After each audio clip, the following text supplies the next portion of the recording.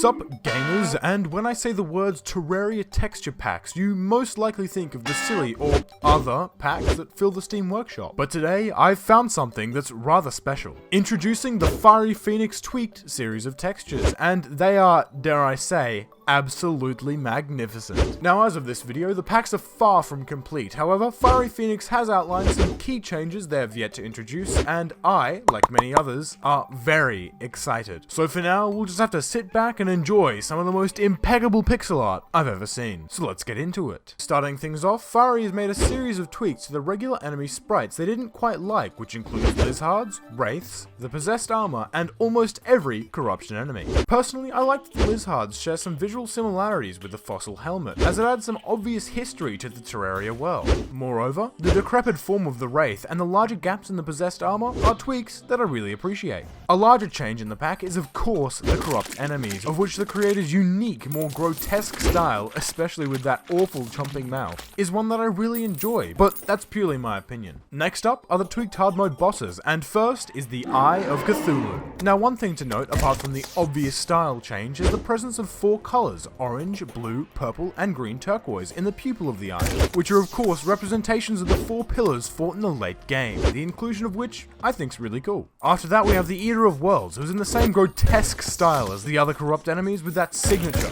biting mouth. Its crimson counterpart, the Brain of Cthulhu, also received its fair share of teeth-related additions, such as the mouth that opens in Phase 2 to reveal its beating heart, and other wild additions are the 2 hands on either side, which when in the second phase, let go of the main body to reveal 2 horrifying ichor sacks. 10 out of 10. Now in this pack, Skeletron has received 3 glowing purple orbs placed inside of his bones. In addition to horns and a considerable increase of gore, Skeletron's also been given a really sinister grin, which I think fits the lore of the boss quite well. King Slime is a boss that I feel like had one of my favourite additions, being the incorporation of a solidifier into his crown, which I think helps explain how he managed to grow to the size that he is. Moreover, the king now adorns some brilliant battle scars, and this is a damn good texture. Proceeding to the tweaked mechs, FieryPheonix really decided to go all out, with the twins looking relatively similar to the Eye of Cthulhu in their first form, but then in the second, taking their technological aspects to a whole nother level. Instead of metal plating, the twins now adorn exposed circuitry and mechanical innards, and I can't express how much I enjoy these major alterations.